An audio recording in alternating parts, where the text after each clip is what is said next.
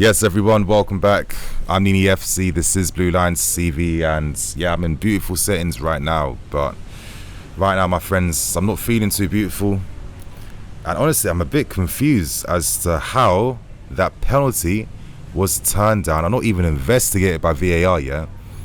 This inconsistency with the level of officiating, they have tools in this country right now to make the lives of referees, of fourth officials, and everyone a lot easier, yeah? And the fact that one of the most blatant handballs of the season is not being investigated in one of the tense moments of the game actually baffles me completely. And of course, the game was robbed and denied from us. Of course, there's no guarantees we bury the penalty, but in the context of this game, the difficulties we're having, this was a moment of fortune we needed. And honestly, I'm just so disappointed. But at the same time, it feels like a bit of a reality check right now at this point in time. You know, in the previous game, yeah, we saw a team that was focusing more on off-the-ball runs, middling success. And then, of course, in this game, a lot of the game is ball to feet at times. And I'd say the first half totally eclipsed what happened in the second half. And I think, actually, this is a massive reminder that it doesn't matter how many sick players you have on your team, how many amazing individuals you have playing together. If these guys don't have really enough time to really play together and get their football working, it means nothing. I mean, look at Arsenal. One of the reasons why Arsenal are so good this season is that these guys have been playing together now for a few years. That is the ultimate difference maker. This is why they're a lot more positive on the ball. This is why they can make things happen. This is why there's a deeper understanding behind their game. This is going to take us a while to get there. A part of me is feeling like, is Champions League football going to happen? I don't know. It would have to take one of the maddest winning streaks before the season ends. But that's a big ask right now. That's a massive ask right now. Before we start things, let's discuss the lineup that we saw first. 4-2-3-1. Mount up the team. Joao Felix replacing him. I'm more than fine with that. I don't really get too bothered by the lineups either. And Joao, he does do some of his best stuff when he has a focal point, as I've been saying, that striker there. Ukai, he's been doing good. He's got some promise in that position. That is Joao's role. And listen, there's going to be games where you'll see Joao playing on the left, Mudryk being out the team. There's going to be rotation. For big teams like us now, that's what you have to do right now.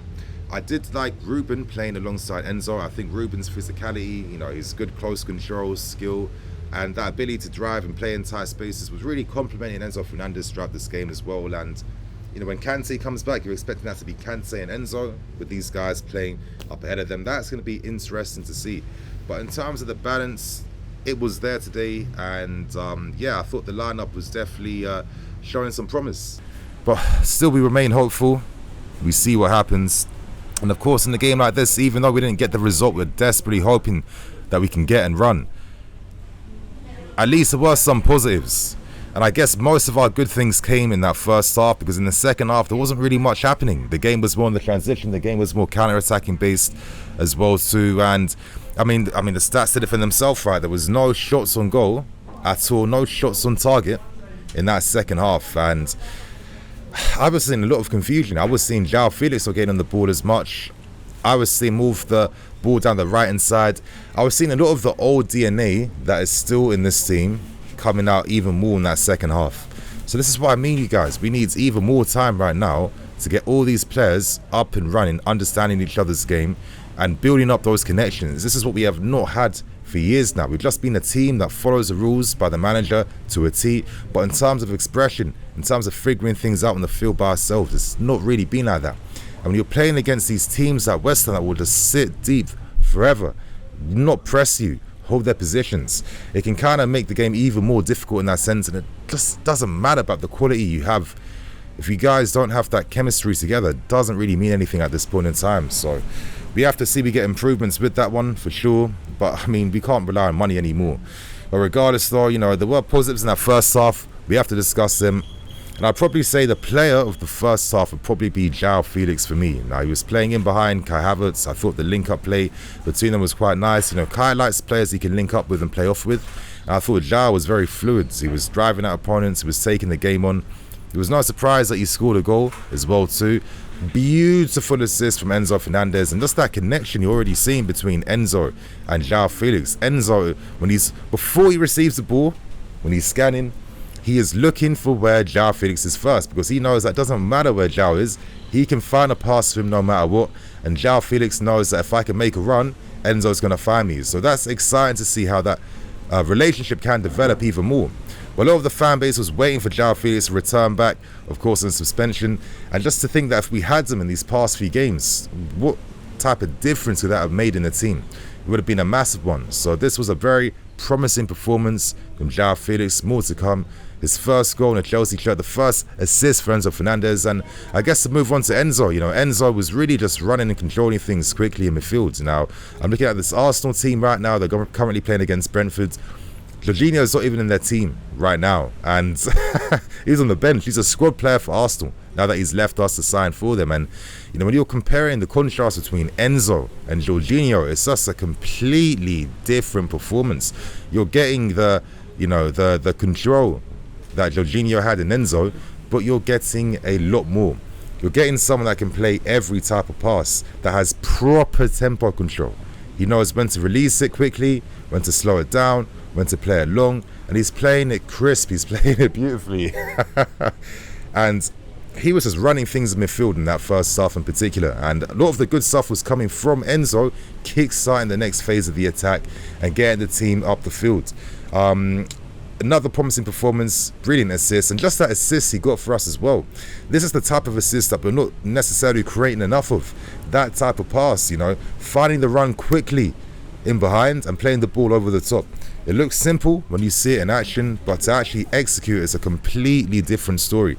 So at least the positive is we're going to see Enzo and Joao playing a lot more together, and hopefully their relationship can really help boost this team up and take us to the next level. But regardless, you guys, we created decent opportunities, not enough clear-cut ones. Most of them were half chances, let's keep things real. But there was moments of promise. For example, I feel like tactically, when we were on form in the first half, things were kind of working decently. I'm looking at the positions of the two wingers, Madueke, who I thought was decent in this game today. Not necessarily getting the ball as much. It did feel like most of the play was on the left-hand side at times. But the way that him and Mudryk were just pinning back the West Ham fullbacks on the outside down either flank, that was creating a lot of opportunities for runs in behind. And, I feel like with more understanding and development in this team, we'll see an improvement in that. And it's kind of interesting that even though new players have come in who are, probably better than some of the guys that they're replacing right now, the fundamentals of how we're playing still haven't necessarily changed as much, but then you're not going to see that happening as quickly anytime soon. So let's hope for some improvement down there. Mudryk today, I thought Mudryk was decent. Him and Cucurella, I'm hoping that partnership can blossom even more. I'm actually hoping to see kind of Ben Chilwell and Mudryk together. When Ben came on in that second half, those forward runs in behind that you're not necessarily seeing Cucurella doing, bombing forward. Maybe that's a tactical thing. Maybe Potter's like, okay, Cucurella, I don't want you to be advanced. I want you to support the play, but I don't want you breaking, the lines in behind. That's what Ben offers, and I think that could be maybe more complementary alongside a Mudryk. But even then, Mudryk's going to need a bit of time. He came back from illness, and the whole team just needs a lot of understanding about each other's games, to be fair. But some of the chances were there. I mean, we had some offside chances from Kai Havertz that was turned down. Kai was getting released in behind, looking quite threatening at times. Madueke taking shots, cutting in from the right-hand side. Badiashile, I think actually before the first half ended, he should have done a lot better with that headed opportunity from the set piece. But things like that will get better as these guys' confidence and understanding of each other's game continues to grow and grow and grow. But at the same time, there were some disappointments, and I have to say the basics, the way we just conceded that goal was so sloppy. Now, this has got nothing to do with Graham Potter. This is purely down to the team needing to build the understanding together, Seeing that amount of space Kufal was in. First of all, I don't know why Kufal, what took him so long to get a yellow card. The referee was allowing this guy to make yellow card tackles after yellow card tackles throughout this game. But to give him all that time and space, at times Cucurella's not proactive enough. He's back with the defence, but you thought Mudryk was going to be there. Now you have to push up, you have to communicate with him. I've seen Cucurella do that at times, because when him and Koulibaly were playing, a lot of times the left-hand side just does not look as super strong and consistent as it used to look with both Rudiger and Ben from last season. So that needs to improve, because against a team like West Ham, you know how this team's going to play. They're going to sit back, they're going to defend, if you're going to give away sloppy, basic goals like that, but the space is open like that, you know, you're punishing yourself. And this is what this new team is currently doing at this point in time. Listen, at least we're not losing. You know, there's some positives in terms of that, the build-up phase, in terms of our defending as well too. There are improvements there, but it's that execution in that final third. That's what I want to see more improvements in. Times when Joao Felix isn't touching the ball for like, what, 5 minutes? He should be involved in every aspect of the game. Our play was too focused on that right-hand side once subs came on, and Ziyech and Gallagher, who I didn't think Gallagher was amazing when he came on to keep things real with you. I thought Mount was bringing some third-man runs in behind at times. You know what he's going to do. But it's just like that type of chemistry that I'm really trying to focus on. Those improvements are needed. It's a shame. It's disappointing. I think we were all hoping for a win today. But reality is really kicking in that, you know, at this level, when you're playing the professional game, you know, at times we forget, you know, we're watching the very best against the very best. Every team in the Premier League in particular, on their day, they can put out a result out the bag because they can raise their form. Because, again, it's the very best against the very best. So that type of, you know, we've been humbled in that sense. I bet we were all expecting there to be bare goals being scored today, incredible attacking football. But it's just really not as simple as that. I just think at times, maybe everything's a bit ball to feet at times. Finding that balance between when to be ball to feet and when to, you know, expand the game. There wasn't as many, you know, switch balls played to quicken things up. Probably credit to West Ham, who you know how West Ham defend. They defend very resolute. They keep their positions. They're very disciplined. Their wingers are going to jack back, help the fullbacks. It makes things a lot harder.